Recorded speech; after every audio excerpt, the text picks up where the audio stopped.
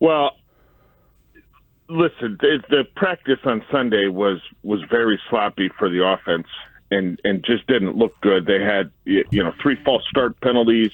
At one point, they were in the red zone. I think they were inside the 10-yard line, and they used the timeout to avoid what would have been a fourth delay game penalty. And then they come out of that timeout, and they were having trouble kind of getting it set up, and they didn't snap the play until there was 1 second left on the play clock. So there was stuff that you saw right at the start of training camp that they've cleaned up a little bit that reared its ugly head again on Sunday. As far as concern level for the Ben Johnson offense, I'm not expecting this to look like a primed up Detroit Lions offense week one. It's going to take some time. So I think those are separate issues.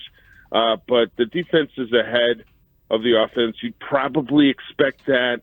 They got a lot of veteran guys on the defensive side of the ball, and those guys are learning a new scheme too. But it will be interesting to see how they fare against the Dolphins later this week at Haugh Hall when the defense doesn't know the plays it's been seeing since May, when they've been out on the grass, when they don't know the players going against them. So I'm curious to see what the end of the week brings.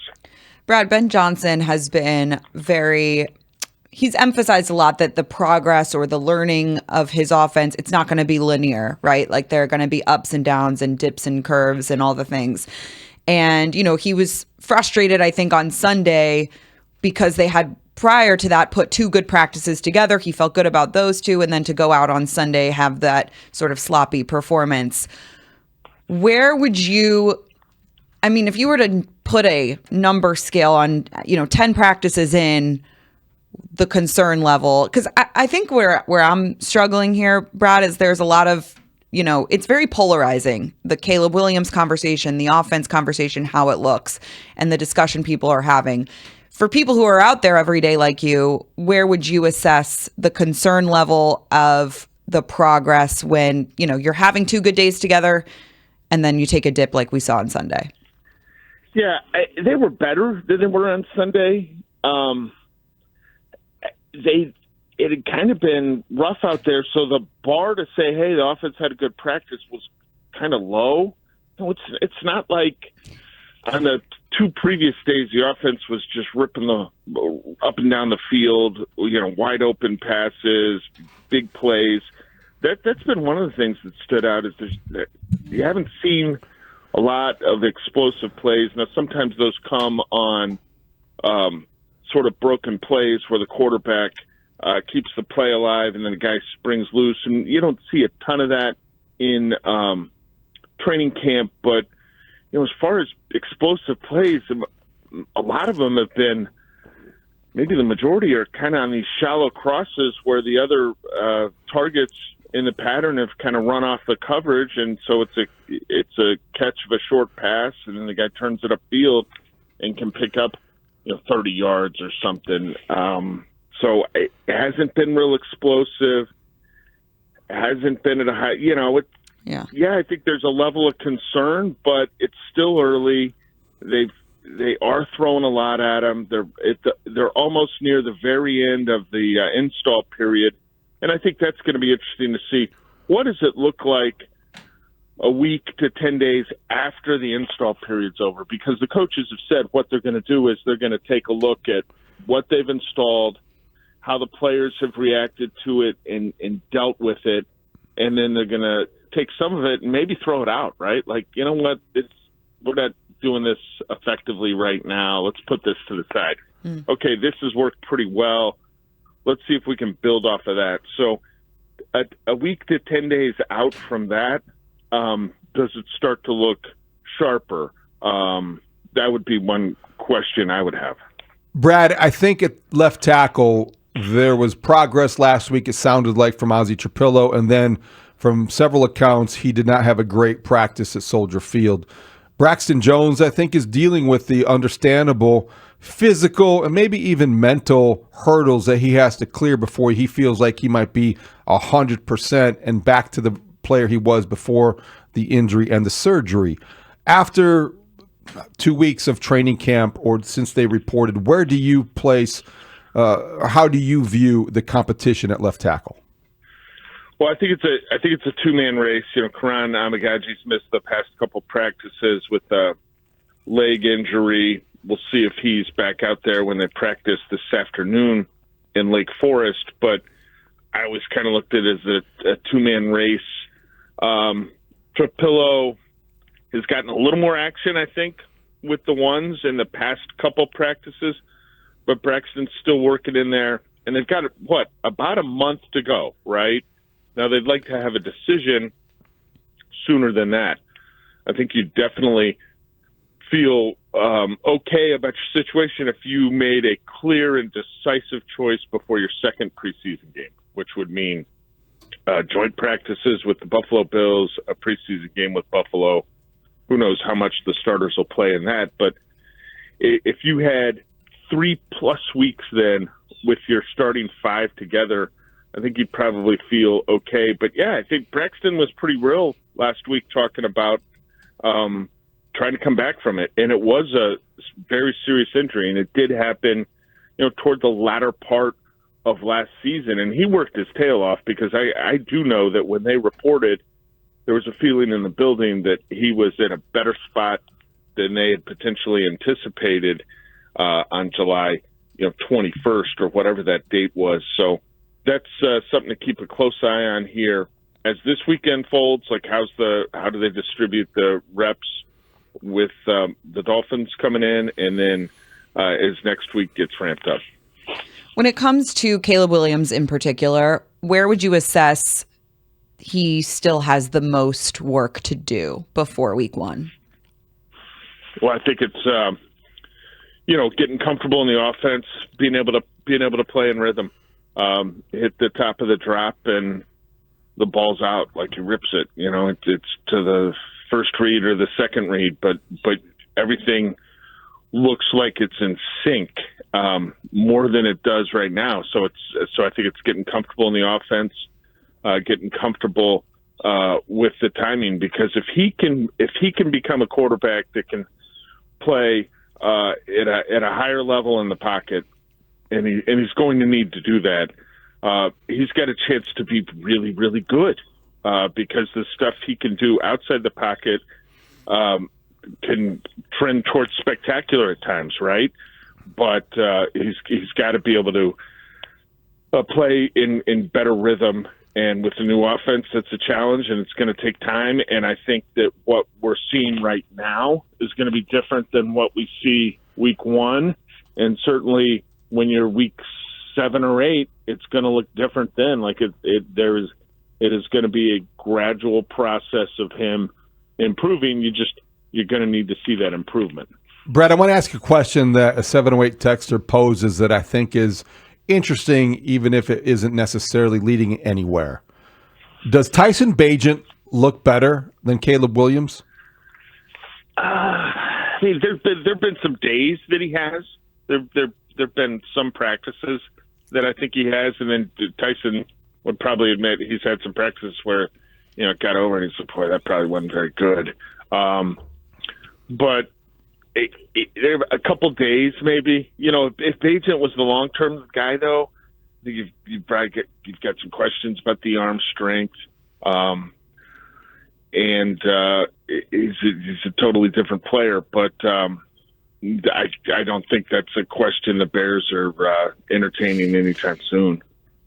Yeah, that's definitely no. I was gonna do a follow-up there, but I'm gonna move on. I'm scared of the Tyson option. Sorry, Brad, go ahead. I said that's the nuclear. You change out your quarterbacks this early. That's sort of the nuclear option. Ruthie was talking about opening the Bagency again, though, so I just wondered. No, I don't want to go to Tyson Bagent yet. I'm going to ask about Dio Dangbo, who spoke yesterday, and I'm curious what you think the ceiling is for him in this defense in Chicago. Yeah, that's a good question. He had a sack on Sunday. Was right where he was supposed to be, and he's an athletic guy. And I initially kind of after the practice, I had forgotten about it because you take notes during it, especially when you're watching practice from the press box. And there were so many defensive highlights, like it was hard to sort of compile them and get them ready to fire in a story. But he had a sack, and I mean he's a guy that was really interesting to, I think, a good handful of teams back in free agency, because I remember walking around Indianapolis with, asking different people about different players, and Dyer was one of the guys that I probably dropped his name to 7-8 different teams. A couple of them were like, don't know, we're not in on them, don't know a lot, good luck, that kind of thing. But other teams there was this, he's interesting. Okay, well, like, how interesting? What's the pay going to be?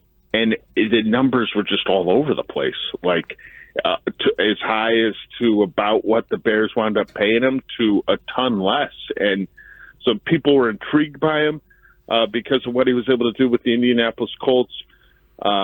People believe he's entering his prime years and his best football is ahead of him. What's the ceiling, though? I have no idea.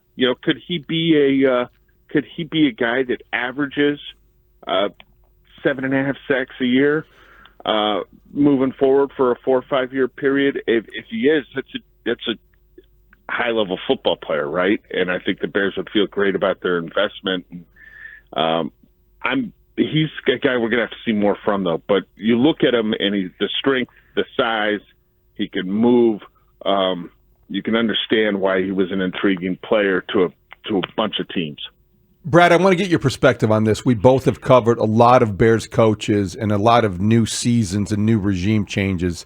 And I just wonder, the tone with which Ben Johnson speaks, to me, seems a lot different. He's a guy that isn't afraid to get up in front of the microphone and say, you know what, if we're not better, we're not going to win many games. He also volunteers information that doesn't necessarily cast players in the most positive light. And I think there's value in that, and I think that there's a diminishing point of diminishing returns with that.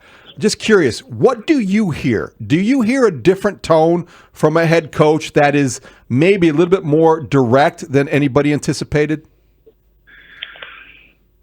Maybe. I mean, it's certainly a little bit of a different tone than you got from previous head coaches.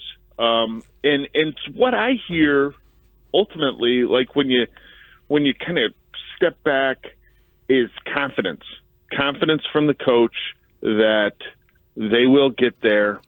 And maybe what he's dropping, and perhaps it's not intentional, but like, it's not going to happen immediately. Like, and I know that would probably not be what people who are talking about playoffs this season want to hear. But they're going to try to go out and make the playoffs. But you're starting over. You've done a lot of work on the roster, and candidly, there's probably more work to do on the roster moving forward, but it's going to take some time. And just look at how Dan Campbell started in Detroit. Like, what was he, 4 – I've written it. I think he was like 4-19 or something in his first 23 games. Now, nobody's predicting the Bears are going to lose 19 of their next 23 football games, but I think it's going to take some time, and his direct nature, his candor is certainly appreciated, but you got to be careful in terms of how that message resonates in your locker room as well, because the players got to feel like you have their back as well, right? Definitely. Yeah. That's the one thing he runs the risk of losing or just endangering that respect level if you are too direct and too honest and open. Yeah, and I don't think he's crossed that line. But I think when you go out in your 10th practice and you have a whole slew of delay game calls and it's still messy at the line of scrimmage, you're not going to win a lot of games, right? Like, I don't think he's taking any players and putting them under the bus with a statement like that. So we'll see how they react today when they return to the practice field. and then it's an off day for the players tomorrow before they go Thursday and then Friday against the Dolphins. So I'm interested to see what the response is, what the players show on the field. It'll be this afternoon. They've kind of switched up the schedule a little bit from going really early in Lake Forest to, I don't think it's going to get going until about 12:30 today.